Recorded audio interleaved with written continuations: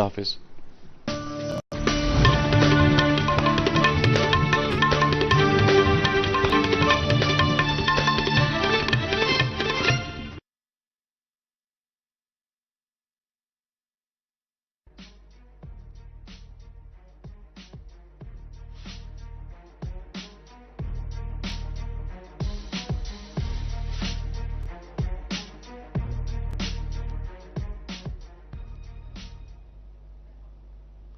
ख़वातीन हज़रात अस्सलाम वालेकुम, मैं हूं मंसूर खान और आप देख रहे हैं प्रोग्राम हालात हाज़रा। नाज़रीन, कोविड-19 पेंडेमिक से डील करने के लिए जहां हमारे हर हॉस्पिटल, हर हेल्थ सेंटर ने बहुत ज़्यादा काम किया, वहीं हमारा जो सिकिम्स है, शेर Kashmir institute of medical sciences, उन पर भी काफ़ी सारा दबाव रहा। दबाव इसलिए रहा क्योंकि सिकिम्स के पास स्पेशलाइज्ड ट्रीटमेंट फैसिलिटी होने की वजह से पहले ही काफ़ी रश रहता है, काफ़ी दबाव रहता है। नाज़रीन, आज के हमारे प्रोग्राम हम कोविड के दौरान सिकिम्स की एक्टिविटी के बारे में बात करेंगे, कितना उन्होंने काम किया और उनका जो नॉर्मल अपना रूटीन वर्क था उस पर कितना असर पड़ा। आज के हमारे मेहमान हैं डायरेक्टर शेर Kashmir institute of medical sciences doctor AG a hunger साहब। डॉक्टर साहब, खुश आमदीद है प्रोग्राम में। मंजूर साहब और मौजूद नाज़रीन, अस्सलाम वालेकुम। वालेकुम सलाम। डॉक्टर साहब, कोविड सेकंड और फर्स्ट जो वेव पहले थी, अभी तक जो चल रही थी, अब तो खैर काफ़ी डाई डाउन हुई है। इस दौरान तो आपके इंस्टीट्यूट ने अनडाउटेडली बहुत ज़बरदस्त काम किया। आपके सारे डॉक्टर्स ने, सारी मेडिकल फ्रेटर्निटी ने, जो भी इसके साथ इन्वॉल्व हो रहे। आज की डेट में क्या आप असेस करते हैं, कहाँ है आप सिचुएशन? मंजूर साहब और मौजूद नाज़रीन, हम सभी ये जानते हैं कि कोरोना पैंडेमिक जो चाइना से शुरू हुआ और सारी दुनिया को लपेट में लेके हम भी इसकी जद में आ गए जी। और जो सूरत हाल बाकी दुनिया की रही, हमारे सब कॉन्टिनेंट में सूरत हाल इसके हवाले से मुख्तलिफ रही जी। खासकर जो हमारा मुल्क है इंडिया और जो हमारी यूनियन टेरिटरी ऑफ J&K है, इसमें इस कोरोना पैंडेमिक के शिद्दत का इतना एहसास नहीं हुआ जितना सारी दुनिया को हुआ। खासकर अमेरिका, ब्राज़ील, यूरोप, जर्मनी, जो भी इसकी जद में, इटली खास तौर से, वो सारे ममालिक इसकी जद में इस तरह शिकार हो गए कि उन्हें काफ़ी शिद्दत के साथ इसका मुकाबला करना पड़ा। बड़े सगीर या सब कंटिनेंट जो मैं कहता हूँ, यहाँ पे इसकी शिद्दत इतनी नहीं रही। उसके बहुत सारे वजूहात हैं। कुछ वजूहात हैं जहाँ पे हमारी रहन सहन का ताल्लुक है, हमारी इम्यून प्रोफाइल का ताल्लुक है, और जब ये वेव्स पहले से लेके दूसरी तक हमारे सब कंट्री में थोड़ा सा देर से आ गई जी, तो बाय देन हम समझ चुके थे कि ये कोरोना जो है कैसे फैलता है, इसके असरात कैसे हैं, इसकी सिम्टोमेटोलॉजी क्या है और ये किस तरीके से हमारे जिस्म को इफेक्ट करता है जी, और ये किस तरीके से हमारे इम्यून सिस्टम को डैमेज करता है। तो ये सारी चीज़ें हमारे लिए कुछ फ़ायदेमंद रही कि हमने इस वक्त का भरपूर फ़ायदा लिया जो हमें एक खासकर एक प्रिपरेटरी टाइम मिला जी। तो यही वजह है कि हम इस कोरोना पैंडेमिक में बहुत हद तक उसको हैंडल करने में कामयाब रहे जी। अगर हम मुकाबला करेंगे सारी दुनिया के साथ तो बरसगीर हिंद में ये सिचुएशन उस लेवल तक नहीं पहुंची जहां यूरोप हम में ब्राज़ील की बात करेंगे या अमेरिका पर्टिकुलर की बात करेंगे। जी जी। पहली वेव जो हमने फेस की उसमें इस वायरस की ट्रांसमिसिबिलिटी शायद इतनी नहीं थी जितनी दूसरी वेव में थी जी। दूसरी वेव में इन्वॉल्वमेंट इसकी जो ज़्यादा रही वो ट्रांसमिसिबिलिटी जो इसकी ज़्यादा थी या ट्रांसमिशन सिंपल लफ्ज़ में कहेंगे ज़्यादा थी, बट उसके साथ साथ हम ये जांच चुके थे और हमारे पास जो लायामल इसके लिए था वो हम इसको बखूबी इस्तेमाल करके हमने इसको अच्छी तरह से काबू में कर लिया। यही वजह है कि हमारे एदाद शुमार जो हैं बहुत हद तक बेहतर रहे। जी डॉक्टर साहब, आप चनाचे इस कोविड से डील करने के लिए काफ़ी सारे वैक्सीन पूरी दुनिया में लग रहे हैं। ہمارے یہاں بھی 2 ویکسینز ہیں، کوویکسین یا کوویشیلڈ. اب کافی سارے لوگ ویکسین لگانے سے ڈر رہے ہیں، ویکسین ہیزیٹنسی ہے. یہ ویکسین ہیزیٹنسی کا کیا معاملہ ہے؟ کیوں ڈر رہے ہیں لوگ؟ آپ کیا کہنا چاہیں گے ان کو؟ منظور صاحب، آپ نے بہت انتہائی اہم سوال پوچھا. کورونا پینڈیمک سے اگر ہم نے لڑنا ہے اور اس سے کامیابی حاصل کرنی ہے تو ہمارے پاس جو بھی ہتھیار ہیں، جو بھی ٹولز ہیں، جو بھی میڈیسنز ہیں، جو بھی طریقہ ہے، جو بھی اسٹریٹجی ہے، ان سب سے بہتر، ان سب سے بڑھ کر جو ہے ایک الٹیمیٹ ٹول ہے جو ویکسینیشن ہے. جی. میں اس سوال کا پرٹیکولرلی جواب اس لیے دینا چاہوں گا. ویکسینیشن جو ایک وہ عمل ہے جسے ہمارا امیون پروفائل جو ہے اس انداز سے چینج کیا جاتا ہے، اس انداز سے امپروو کیا جاتا ہے تاکہ کسی بھی وائرل پیتھولوجی کے اگینسٹ ایک پرٹیکولر ویکسین جو ہے وہ کام میں آئے اور ہمارا امیون پروفائل اس طریقے سے بڑھے کہ اس پرٹیکولر وائرس کا ہمارا جو جسم ہے مقابلہ کر سکے اور ڈیفینڈ کر سکے اپنے آپ کو. جیسے آپ نے کہا کہ ہمارے اس وقت 2 ویکسین، کوویشیلڈ اور کوویکسین ہماری کنٹری میں یوز ہو گئے. بہت سارے ویکسینز ہیں. There are about 20 vaccines in clinical practice here and there. There are some under trial. There are some single dose vaccines like Johnson کا ہے. There are some 2 dose vaccines جو آج کل ہمارے پاس ویکسین بھی ٹرائی ہو رہی ہے. ہاں، تو ان کی افیکٹیوٹی کتنی، کس حساب سے پرسنٹیج میں ویریشن ہے، 67% سے لے کے 79% سے 95% تک ڈفرینٹ ویکسین کی ڈفرینٹ ایفیکیسی ہے. مگر ایک فنڈامنٹل بات یہ ہے کہ ویکسین جو ہے ہمارے امیون سسٹم کو اس طریقے سے انہینس کرتا ہے کہ ہم اس وائرل لوڈ کو نہ صرف ڈیل کر پائیں بلکہ آگے کی انفیکشن سے بھی اسے بچنے کی کوئی وہ سچویشن پیدا ہو جہاں پہ امیون سسٹم یا اینٹی باڈیز اس کے خلاف بنتی جاتی ہیں. ویکسینیشن جیسے میں نے کہا ایک الٹیمیٹ ٹول ہے کسی بھی وائرل پیتھولوجی کو ہینڈل کرنے کے لیے، ڈیل کرنے کے لیے. آپ اچھی طرح سے جانتے ہیں، سب لوگ جانتے ہیں کہ ہم نے، اگر ہم دیکھیں گے کہ ویکسینیشن کا عمل اسمال پاکس کے لیے کتنا اچھا رہا، ڈفتیریا کے لیے کتنا اچھا رہا، میزلز کے لیے کتنا اچھا رہا، chicken pox, swine flu, Japanese encephalitis, اتنے ایسے جو بھی وائرل تکالیف ہیں، یا پولیو کے لیے کتنا رہا، پولیو مائلائٹس کے لیے. بالکل صحیح بات کر رہے ہیں کہ ہر ایک وائرل پیتھولوجی کے لیے الٹیمیٹ ویپن جو ہے انسان کے پاس یہی ویکسین ہے. اور ہم نے جو اس وقت کورونا کے حوالے سے یہ 2 ویکسین جو اتنی جلدی سے کلینکل ٹرائلز کے بعد کلینکل یوز میں آ گئے اور جو صرف ود ان 2 ایئرس پاسبل ہوا، جبکہ کسی بھی وائرل پیتھولوجی کے اگینسٹ ویکسین بنانے میں پہلے دہائیاں لگتی تھی، ڈیکیڈز لگتے تھے. تو بٹ چونکہ کورونا پینڈیمک جس تیزی سے پھیلا، جس تیزی سے اس نے اٹیک کیا ساری ہیومن پاپولیشن کو اوور پہ، لگ رہا تھا جیسے ہیومن ریس تقریباً ایکسٹنکشن پہ آ رہی ہے. بٹ اسی سپیڈ کے ساتھ، اسی امپیکٹ کے ساتھ اس کے خلاف ویکسینیشن کا بھی عمل شروع ہوا. انٹرنیشنل فنڈنگ ہوئی اس کے لیے. کریکٹ. اور ہر ایک ملک نے اپنے لیول پہ WHO سے لے کے پروٹوکالز فالو کیے، ڈفرینٹ گائیڈ لائنز فالو کی. ہمارے کنٹری میں ICMR کی گائیڈ لائنز کے حساب سے جو بھی ویکسینیشن کا عمل شروع ہوا، ایک خاص کر اسٹریٹجی کے تحت پہلے ایک پرٹیکولر ایج گروپ کو ہم نے چوز کیا، پھر ینگر ایج پہ آ گئے، اور آج کل بچوں کے بارے میں بھی کہہ رہے ہیں کہ ہم اس لیول پہ بھی ویکسینیشن کے عمل کو اپنا کر سکتے ہیں. پرائیورٹائز اس لیے ہوا کہ جو ایجڈ پاپولیشن ہے ان کے لیے زیادہ خطرے کی بات ہوتی ہے، ان کا امیون پروفائل کم ہوتا ہے. جو لوگ کینسر یا کو موربیڈیٹیز میں شکار ہوتے ہیں، یا پریگننٹ لیڈیز ہوتی ہیں، جو ایسی وہ شخص جن کو ایسی دوائیں ملتی ہیں جس سے امیون پروفائل کم ہو جاتا ہے ٹرانسپلانٹ کے حوالے سے، تو اس لیے اس پاپولیشن کو پہلے چنا گیا. اور ایسے ہی پھر اس مڈل ایج پاپولیشن کو چنا گیا بیکاز ان کے پاس امیون پروفائل جو بیٹر ہوتا ہے. اور آج کل جو سٹریس ہم کر رہے ہیں، کیونکہ ہم 3rd ویو کی بھی بات کر رہے ہیں، اس لیے 3rd ویو کا جو خدشہ ہے کہیں وہ شاید بچوں کو کسی بھی ایج کو ویسے انفیکشن ہو سکتا ہے، بٹ یہ شاید پاسبلٹی ہے کہ یہ بچوں کو زیادہ افیکٹ کرے گا.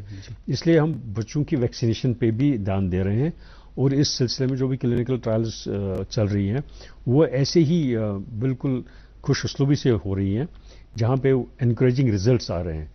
جو ویکسین ہیزیٹنسی کی بات آپ نے شروع کی تھی وہ شاید آہستہ آہستہ over a period of time کم ہوتی جا رہی ہے. اچھا بے شک ہیزیٹنسی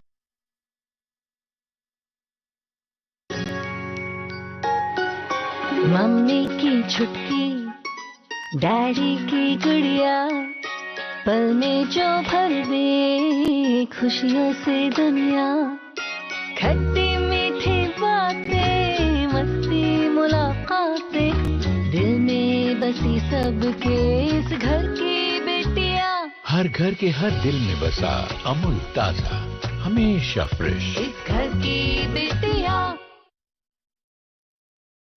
ضرور تھی.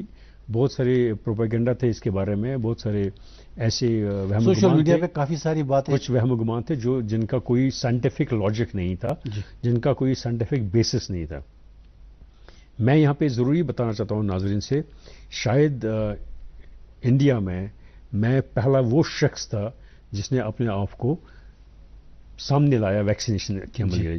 مجھے یاد ہے جب honourable prime minister of India Shri Narendra Modi ji نے ویکسینیشن کا لانچ کیا تو after about 10 minutes of his speech I was the first person in the country to have the vaccination. میرے بعد اندر 10-15 منٹس کے بعد پھر ایمس کے ڈائریکٹر ڈاکٹر گلیرا صاحب نے ویکسینیشن کیا. ایسے ہی باقی لوگ موٹیویٹ ہو گئے. پھر اس کے بعد میری فیکلٹی موٹیویٹ ہو گئی, میرے ساتھ جو ہیلتھ ورکرس ہیں وہ سارے موٹیویٹ ہو گئے, اور آج کل بھی یہ عمل ہم کنٹینیوس کیے جا رہے ہیں کہ ہم نہ صرف اپنے اسٹاف ممبرس کو موٹیویٹ کرتے جا رہے ہیں بلکہ جو پیشنٹس ہیں, جو ان کے ساتھ اٹینڈنٹس ہوتے ہیں, ان کو بھی موٹیویٹ کیے جا رہے ہیں. ہمارے پاس جو آنریبل لیفٹیننٹ گورنر سر ہیں, جو ایڈوائزرس ہیں, جو آنریبل گورنر سر, جو وردی چیف سیکرٹری ہیں, جو فائنینشیل کمشنرس ہیں, جو باقی اس کے ساتھ جڑے ہوئے directorate of health services Jammu Kashmir, principles of various medical colleges, چاہے پرانے میڈیکل کالج ہیں یا نئے جو کھل رہے ہیں, یا جو بھی انسٹیٹیوشنز پرائمری ہیلتھ سینٹر سے لے کے سب سینٹر سے لے کے ٹرشری کیئر انسٹیٹیوشن شہری انسٹیٹیوشن تک ہر ایک اس عمل میں جڑا رہا. ویکسینیشن کی ڈرائیو میں خاص کر پرٹیکولرلی ایک کیمپین ہم نے شروع کی جس میں بہت سارے ڈپارٹمنٹس نے کافی سارا اپنا رول ادا کیا, اور اسی وجہ سے جو یہ ویکسینیشن کیمپین ہے بہت حد تک کامیاب ہوئی ہے. اور آج ہم اگر دیکھیں گے جتنی ویکسینیشن سکسیس ہمارے یونین ٹیریٹری آف جے میں شاید ایک مثال ہے. ڈاکٹر صاحب یہ جو لوگ ٹھیک ہو رہے ہیں, جو پہلے پازیٹیو آتے ہیں اس کے بعد ہاسپٹل ایڈمیشنز ہوتے ہیں, اور 98% کے قریب تقریباً ابھی تک تو یہی ہے کہ ٹھیک ہو کے نکلتے ہیں. اب جو ٹھیک ہو کے نکلتے ہیں, کیا یہ پاسبل ہے کہ ان کا جو وائرس کے اگینسٹ لڑنے کا یہ امیون سسٹم ان کا ہے وہ کمپرومائز ہوتا ہے, کمزور ہوتا ہے بعد میں باقی بیماریوں سے لڑنے کے لیے؟ اس طرح کی کچھ باتیں ہیں سوشل میڈیا پہ. یہ بات صحیح نہیں ہے.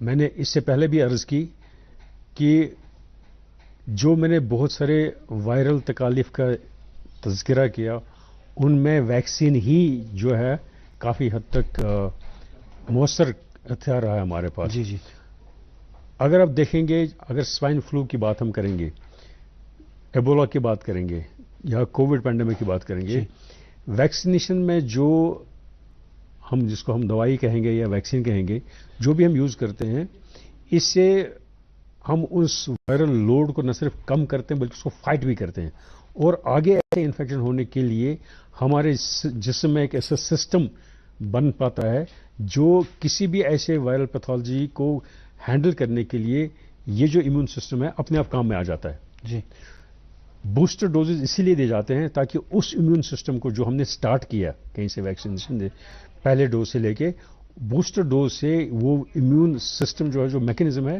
فردر انہانس ہو جاتا ہے. جی so this increases the capacity and competence of our body اور the immune system to fight the viral pathology of any sort. جی ڈاکٹر صاحب یہ جو وائرس ہے کیا یہ مرتا ہے یا یہ زندہ رہتا ہے؟ نہیں, یہ وائرس جو ہے مرتا ہے جسم میں. اچھا. الٹیمیٹلی جیسے جسم اس پہ حاوی ہو جاتا ہے, جیسے ہمارا امیون سسٹم جو ہے جیسے اس پہ حاوی ہو جاتا ہے تو this virus dies it gets killed over a period of time. Doctor صاحب یہ جو آپ کووڈ کے ساتھ کافی سارا آپ کا سٹاف آپ بزی رہے, اب جو آپ کی نارمل روٹین ورک ہے ہاسپٹل میں، آپ نے شاید او پی ڈیز وغیرہ کچھ دیر کے لیے بند کیے تھے، اب آپ کا نارمل روٹین ورک شروع ہو گیا ہے پراپرلی؟ منظور صاحب، Sheri Kashmir institute of medical sciences جو ایک ایسا ادارہ ہے، یہ صرف نہ صرف ایک ٹرشری کیئر سینٹر ہے بلکہ یہ ایک میڈیکل یونیورسٹی ہے جہاں پہ درس و تدریس کا کام جاری ہے، ٹریننگ، ہیومن ریسورس ڈیولپمنٹ ہے اور پیشنٹ کیئر ہے. جی. پیشنٹ کیئر میں جیسے ابھی آپ نے کورونا کی بات کی، اس کے ساتھ ساتھ ہم نان کووڈ پیتھولوجیز بھی ڈیل کرتے رہے. ہم نے کسی بھی لمحے پہ کورونا کو ہی نہیں بلکہ ہم نے نان کووڈ کو بھی ٹریٹمنٹ میں کنٹینیوٹی اس کی رکھی. ہمارے او پی ڈی چلتے رہے، ہمارے ڈائگنوسٹکس، ہمارے تھراپیوٹکس جو بھی ڈفرینٹ برانچز ہے نان کووڈ کے لیے وہ کنٹینیو کرتے رہے. فرسٹ ویو میں ہم نے او پی ڈی بالکل بند نہیں کیا. بے شک او پی ڈی متاثر ہو گیا بیکاز ریسٹرکشنز تھے، لاک ڈاؤنز تھے، ٹرانسپورٹ نہیں تھا، لوگ نہیں آ پا رہے تھے ڈفرینٹ ایریا سے، مشکلات تھی لوگوں کو.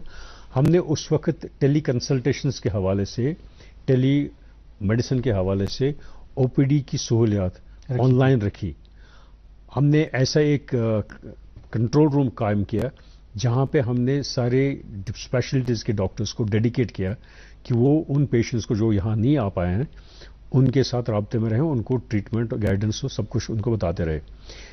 یہ چیز ہم نے دوسری ویو میں بھی کنٹینیو کیا، مگر چونکہ دوسری ویو میں اس کی شدت بہت زیادہ تھی اس لیے ٹرانسمیشن کو کم کرنے کے لیے یا ان پیشنٹس یا ان اٹینڈنٹس کو بچانے کے لیے جن کو ہسپتال میں آ کے خطرہ تھا انفیکٹ ہونے کا، اس کو کم کرنے کے لیے، اس کو کنٹرول کرنے کے لیے ہم نے او پی ڈی سروسز تھوڑی دیر کے لیے ضرور محدود کر دی. محدود ان دا سینس کہ ہم نے او پی ڈی بالکل بند نہیں کیا. ہم نے او پی ڈی میں کچھ ایسے رومز مخصوص رکھے، کچھ ایسے ڈاکٹرز بھی مخصوص رکھے جہاں پہ فزیکلی اگر کسی پیشنٹ کو مجبوراً آنے کی ضرورت تھی اس کو ہم نے کیٹر کیا. ٹیلی کنسلٹیشن ضرور رکھی. دنیا کے کسی بھی کونے سے، صرف ویلی ہی نہیں بلکہ دنیا کے کسی بھی کونے سے ہم نے ان ٹیلی کنسلٹیشن کے تھرو اپنے پیشنٹ پاپولیشن کو کیٹر کیا. ڈاکٹر صاحب جی، یہ کووڈ پیشنٹس ہاسپٹل میں ایڈمٹ ہوتے ہیں، ان کے جو اٹینڈنٹس ہوتے ہیں are they somehow at risk?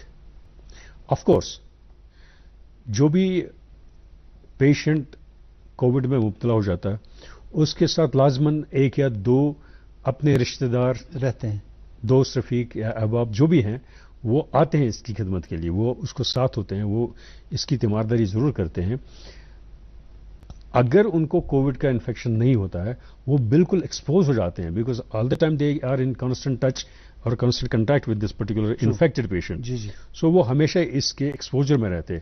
نہ صرف اس اپنے پیشنٹ کے ایکسپوجر میں رہتے ہیں بلکہ باقی جو باقی پیشنٹس ہوتے ہیں وہاں پہ، چاہے وارڈ ہے، چاہے کمرے ہیں، چاہے آئسولیٹڈ ایریاز ہیں، ایون دین ہر ایک اٹینڈنٹ جو ہے ایکسپوز ہو ہی جاتا ہے اس وائرس کو. کچھ لوگ اس کا شکار ہو جاتے ہیں، کچھ لوگ سائلنٹلی اس کو سفر کر کے ریکور ہو جاتے ہیں. کیا گائیڈنس ہے کہ آپ کو ان کو؟ ہاں، یہ ضرور بات ہے کہ ہم نے بے شک، اگر آپ دیکھیں گے پورے ہیلتھ ڈپارٹمنٹ نے، صرف Sheri Kashmir institute of medical sciences ہی نہیں بلکہ تمام ہیلتھ ڈپارٹمنٹ نے بہت ساری ایڈوائزریز کے تھرو، بہت سارے گائیڈ لائنس کے، ایس او پیز کے تھرو ہم نے پبلک کو ایٹ لارج ایجوکیٹ کیا، اویئر کیا، انفارم کیا کہ ایسے تدابیر ہیں جن سے ہمیں احتیاط کے طور پہ اپنانا چاہیے تاکہ کوئی بھی شخص اگر اس وائرل پیتھولوجی کو، اس وائرس انفیکشن کو ایکسپوز ہو جاتا ہے وہ کیسے اس کو مینیمائز کر سکے یا اس سے بچ پائے. ماسک کا لگانا، ہینڈ ہائیجین، ڈسٹنسنگ، باقی چیزوں جو بھی پیشنٹ کے ساتھ جڑے ہیں، اس بایو میڈیکل ویسٹ کو کیسے ہم مینیج کریں، یہ ساری چیزیں جو ہیں اس عمل میں آئی جہاں سے ہم نے پیشنٹس کو، اٹینڈنٹس کو اور جو ہمارا سٹاف ہے، جو ورک فورس ہے، ان سب کو بچانے کی کوشش کی ہے اور شکر اللہ تعالیٰ کہ ہم اس میں بہت حد تک کامیابی ہو گئی. ڈاکٹر صاحب، انفیکشن سے بچنے کے لیے جیسے آپ نے ابھی سینیٹائزرز کی بات کی، لوگ سینیٹائزر یوز کرتے ہیں. اب اس کے بارے میں بھی یہ کہا جاتا ہے کہ زیادہ سینیٹائزر یوز نہیں کرنا چاہیے، زیادہ شاید سوپ اور واٹر کا ہی استعمال کرنا چاہیے. آپ کیا کہنا چاہیں گے؟ منظور صاحب، پہلے سے سنتے آئے ہیں کہ صفائی پارسائی ہے. جی. جتنا ہم صاف رہیں گے، اپنے جسم کو صاف رکھیں گے، اپنے ماحول کو صاف رکھیں گے، اتنا بہتر ہے. اتنا ڈیزیز میں مبتلا ہونے کے چانسز بہت کم ہیں. وہ ڈیزیز کسی بھی نوعیت کی ہو، اور خاص کر جو انفیکشس ڈیزیزز ہوتی ہیں، تو اس میں بچنے کی ایک صورت یہی ہوتی ہے کہ ہم صاف و پاک رہیں. سینیٹائزیشن ایک وہ کیمیکل یوز کیا جاتا ہے جہاں سے ہم کہتے ہیں کہ ہم وائرس کو مار سکتے ہیں، اس کو ڈی ایکٹیویٹ کر سکتے ہیں یا ایسے کہتے ہیں، مگر یہ ایک costly way of dealing the things ہے. سمپل طریقہ ہے فریکوینٹ ہینڈ واشنگ. اس میں سمپل آرڈنری سوپ اگر ہم یوز کریں گے، ہینڈ ہائجین یوز کریں گے، اپنے آپ کو صاف رکھیں گے، کافی ہے. جی، صرف سینیٹائزیشن ہی ضروری نہیں ہے. اوور سینیٹائزیشن نہیں ہونی چاہیے. Access of everything is bad. جی ڈاکٹر صاحب، یہ کووڈ کے دوران پورے انڈیا میں، بلکہ خاص طور سے انڈیا میں یہ محسوس کیا گیا میڈیکل آکسیجن کی بڑی پرابلم ہو گئی. ہمارے یہاں کیا سچویشن تھی، اور اگر کووڈ پڑھتا ہے، کھیلتا ہے، جھولتا اچھلتا ہے، دوڑتا کبھی کبھی دوڑ کر راستہ ہے، آگے آگے بڑھتا ہے انڈیا، امول دودھ پیتا ہے انڈیا. ویو تھرڈ کا کوئی چانس ہے، تو میڈیکل آکسیجن کے سلسلے میں ہم کتنے سیلف سفیشینٹ ہیں؟ منظور صاحب اور معزز ناظرین، ہم آج تک یہ اچھی طرح سے جان چکے ہیں کہ کووڈ کا شخص جسے یہ تکلیف ہوتی ہے، اس میں کچھ ایسے آرگنز ڈیمیج ہو جاتے ہیں. بے شک کووڈ کسی بھی آرگن کو افیکٹ کر سکتا ہے، مگر جو برنٹ پڑتا ہے وہ لنگس پہ پڑتا ہے انیشلی. تو یہی چیز ہے جہاں پہ آکسیجن کی ضرورت پڑتی ہے. الٹیمیٹلی جو آکسیجن ہے، آکسیجن ایک ایسا مالیکول ہے جو ہمارے جسم میں جو بھی ہم کچھ کھاتے ہیں، جو ہم غذا لیتے ہیں، خوراک کھاتے ہیں، اس کا الٹیمیٹلی ایک پروڈکٹ بن جاتا ہے جسے ہم اے ٹی پی کہتے ہیں، جو سورس آف انرجی ہے ہمیں. اس کے بریک ڈاؤن کرنے کے لیے آکسیجن جو ہمیں فیول کا کام کرتا ہے. اگر آپ گاڑی لے لیں گے، گاڑی میں جیسے پیٹرول یوز ہوتا ہے، جہاز میں جیسے پیٹرول یوز ہوتا ہے یا گیسولین یوز ہوتا ہے، ایسے ہی کام جو ہے آکسیجن کرتا ہے. ہمارے ریڈ سیلز جو ہیں خون میں، یہ آکسیجن کیری کرتی ہیں جسم کے ہر ایک سیل کے لیے، اس کی نشو و نما کے لیے. چونکہ کورونا جو ہے ان ریڈ سیلز پہ ایسے حاوی ہو جاتا ہے، ان کے امیون سسٹم کو جیسے ہمیں ڈیمیج کرتا ہے، ان ریڈ سیلز میں جیسے کوگولیشن ہو جاتا ہے، ایک ڈس آرڈر جس کو ہم کہتے ہیں، جہاں یہ سیلز جو ایک دوسرے کے جڑ جاتی ہیں. پہلے پلیٹلیٹس، پھر آر بی سیز، پھر باقی سیلز بھی اس کی لپیٹ میں آ کے کوگولیشن ہو جاتا تھا ان بلڈ ویسل، جو چھوٹی چھوٹی ویسلز ہوتی ہیں، مائکرو ویسکولر سرکولیشن. وہ آکسیجن کیرنگ جو ہے وہ پھیپھڑے سے شروع ہو کے یہ عمل جو ہوتا ہے یہ یہیں پہ بند ہو جاتا تھا. جی، اور چونکہ سارے جسم کو آکسیجن ملتا نہیں ہے، تو اس سے پہلے برین سفر کرتا ہے، پھر ہارٹ جو زیادہ ڈپینڈنٹ ہوتے ہیں آکسیجن کے لیے، امیجی جان کی ریکوائرمنٹ ہوتی ہے. Brain number 1، heart number 2، lungs, kidneys, ایسے باقی آرگن جو سفر کرتے رہتے ہیں. ہم یہ جان چکے ہیں کہ آکسیجن جو ہے ایک فنڈامنٹل چیز ہے ہمارے اس کووڈ پینڈیمک کو فائٹ کرنے کے لیے. آکسیجن کی شدت اس لیے ہمیں پتہ چل گئی کیونکہ اکثر لوگوں کو ہم نے سوچا کہ وینٹیلیٹر کی ضرورت پڑے گی، جو over a period of time ہم نے سوچا نہیں، ایسی بات نہیں ہے. ہر ایک شخص کو وینٹیلیشن کی ضرورت نہیں ہے. اگر ہم اس کو صرف آکسیجن دے پائیں گے اس مقدار میں جہاں اس کے جسم کی ضروریات پوری ہوں، تو وہ آکسیجن ڈلیوری بہت طریقے سے، بہت ڈسپوزیبل آئٹم سے لے کے کچھ ایسے انسٹرومنٹ سے یا ایون اکوپمنٹ لائک وینٹیلیٹر سے، جیسے بھی ہم کسی بھی طریقے سے اپنے جسم کو یہ آکسیجن پہنچا پائے. ہم اس عمل کو اچھی طرح سے جان گئے کہ آکسیجن جو ہے فنڈامنٹل مالیکول ہے اس ڈیزیز کے ٹریٹ کرنے میں. پھر ہم نے دیکھا کہ اینٹی وائرل ڈرگس ہیں، جیسے خاص کر پرٹیکولرلی ریمڈیسیور کا رول رہا. کبھی کسی سٹیج پہ ہم نے کہا کہ پلازما تھراپی شاید کام کی ہے. کچھ ایسے مالیکولز اپنائے گئے جس میں ایک بڑا امپورٹنٹ ڈرگ تھا tocilizumab. But over a period of time we have seen supportive medicine کے ساتھ ساتھ جہاں اینٹی بایوٹکس کی ضرورت پڑی، امیون بوسٹرز کی ضرورت پڑی، ہم نے دیکھا کہ ڈفرینٹ مالیکولز کو لے کے الٹیمیٹ جو ویپن ہے وہ آکسیجن ڈلیوری ہے ٹیشوز کے لیے. بے شک ہر ایک سسٹم میں دنیا کے کسی بھی کونے میں آکسیجن کی جو شدت محسوس کی گئی وہ ڈیفیکٹو تھی ہر ایک کنٹری میں، ہمارے کنٹری میں بھی اس کی کمی تھی، بٹ جس طریقے سے گورنمنٹ آف انڈیا نے اور یونین ٹیریٹری آف JNK کی جو گورنمنٹ ہے، جس طریقے سے ہم نے اسٹریٹجائز کیا oxygen delivery and oxygen rationing, different institutions کو لے کے، ڈفرینٹ پاپولیشنز کو لے کے، ڈفرینٹ سینٹرز کو لے کے، جس طریقے سے جس اسٹریٹجی کے ساتھ ہم نے آکسیجن بہم پہنچایا ساری اس پیشنٹ پاپولیشن کو، یہاں پہ آکسیجن کی کمی سے کوئی ایسی ڈیتھ واقع نہیں ہوئی. ایک سٹیج پہ Sheri Kashmir institute of medical science میں ہمیں کووڈ سے پہلے ایک 1250 لیٹرز والا صرف ایک پلانٹ تھا آکسیجن جنریشن کے لیے، مگر آج اس وقت ہمارے پاس 5 ایسے پلانٹ ہیں جو کام کرتے ہیں. اس کے علاوہ بھی ہم نے گورنمنٹ کو لکھا ہوا ہے ہمیں 4 ایسے اور پلانٹس کی ضرورت پڑی، کیونکہ ہم نے ایک اسٹرکچر جو بہت حد تک ایکسپینڈ کیا ہے جہاں پہ ہمیں نان کووڈ کی وجہ سے بھی آکسیجن کی ضرورت پڑتی ہے. کیونکہ اگر آپ دیکھیں گے آکسیجن صرف کووڈ میں ہی نہیں بلکہ باقی ادر وائز نان کووڈ پیتھولوجیز کے لیے بھی ضرورت پڑتا ہے، وینٹیلیشن کے حوالے سے، آپریشنز کے حوالے سے، باقی ٹریٹمنٹس کے حوالے سے. تو اس لیے آکسیجن کا ہونا کسی بھی ہسپتال کے لیے، کسی بھی ہیلتھ اسٹرکچر کے لیے بہت فنڈامنٹل چیز ہے. ڈاکٹر صاحب، اس وائرس کے بارے میں کہا جاتا تھا کہ یہ تھرو ڈراپلیٹس پھیلتا ہے، بعد میں یہ آ گیا یہ ایئر سے بھی پھیلتا ہے. آپ کیا کہنا چاہیں گے، یہ ایئر سے پھیلتا ہے یا ڈراپلیٹس سے؟ کانٹیکٹ تو خیر پہلے سے ہی ہے. منظور صاحب، یہ جو وائرل انفیکشن یہ ایک تو کنٹیکٹ سے بھی پھیلتا ہے، دوسرا ڈراپلیٹ انفیکشن بھی اس سے وجہ سے پھیلتا ہے، اور یہ ایئر بورن بھی ہے. سو تینوں موڈ آف ٹرانسمیشن ہیں. Droplet infection basically but it stays in the air for some good amount of time 8 to 9 hours, but it stays on surfaces even after 90 days. There are some studies.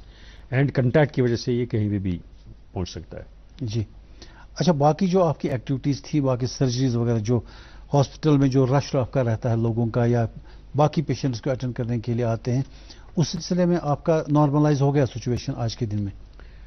منظور صاحب، آپ نے دیکھا کہ world over جو پچھلے 2 سال میں جو اٹینشن رہا وہ زیادہ تر صرف کووڈ پہ رہا. جی بے شک اس میں بہت سارے اموات ہوئے ساری دنیا میں، اور اس کے ساتھ ساتھ کسی حد تک نان کووڈ جو تکالیف ہیں وہ متاثر ہو گئے. کہیں کہیں پہ اگنور ہو گئے، کہیں کہیں پہ نگلیکٹ ہو گئے، کہیں کہیں پہ ان کو وہ خاطر خواہ اٹینشن نہیں ملی جتنی چاہیے تھی. کسی حد تک ہم، جیسے میں نے کہا، OPD ریسٹرکٹ ہو گئے، ایڈمیشنز ریسٹرکٹ ہو گئے، پرائیورٹیز چینج ہوتی رہیں. کوئی بھی ڈپارٹمنٹ، کوئی بھی اسپیشلٹی ان پروسیجرز کو ڈیلے کرنے لگی یا ایوائڈ کرنے لگی جہاں پہ کسی بھی پروسیجر، آپریشن، انٹرونشن کو ایوائڈ کر سکتے، ڈیلیٹ کر سکتے تھے یا ڈیٹ کر سکتے تھے. سو نان کووڈ جو تکالیف تھے اس میں وہ کسی حد تک ضرور متاثر ہو گئے. مگر ہم نے شیر کشمیر یونیورسٹی میڈیکل سائنسز میں، جیسے میں نے پروگرام کے آغاز میں بھی ذکر کیا، ہم نے کووڈ کے ساتھ ساتھ نان کووڈ ٹریٹمنٹ بھی کنٹینیو رکھا.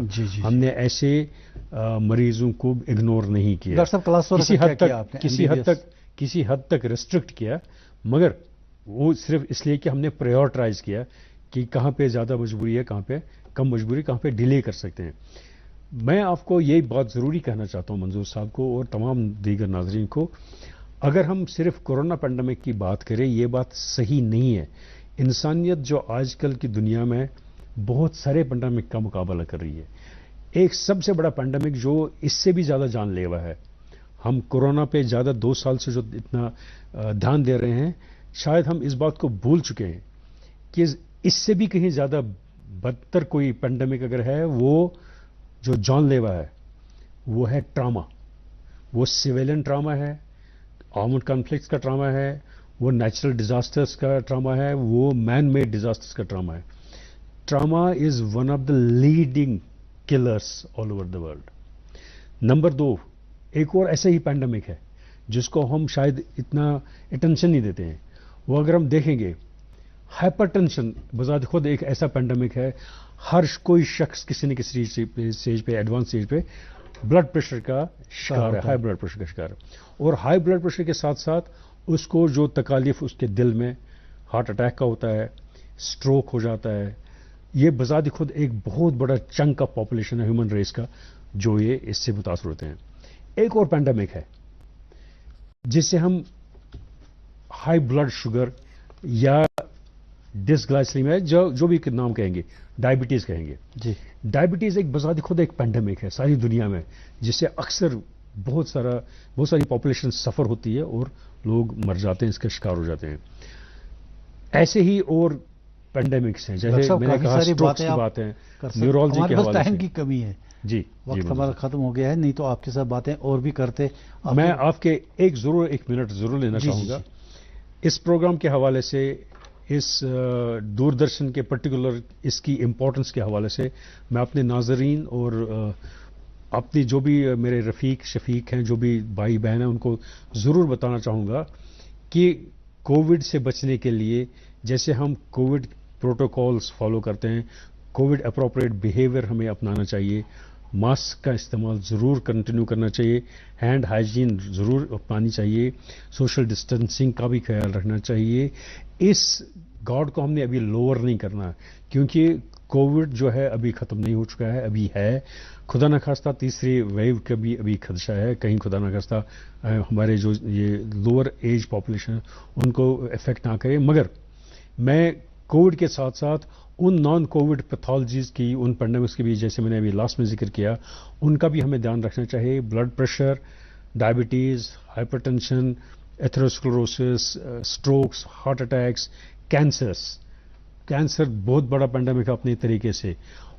हमें इन चीज़ों पे भी ध्यान देना चाहिए और होलिस्टिक व्यू लेना चाहिए, ताकि हम इंसानियत की बका की खातिर काम कर पाएँ। डॉक्टर साहब बहुत शुक्रिया तशरीफ लाने के, आपने बिजी शेड्यूल में से हमारे लिए टाइम निकाला, थैंक यू सो मच।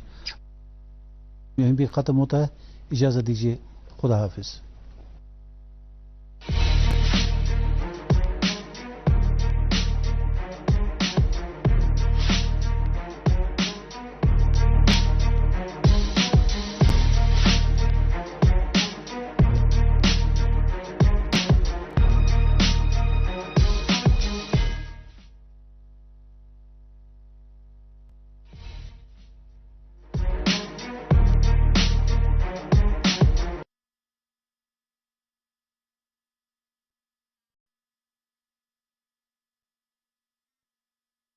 والشفوق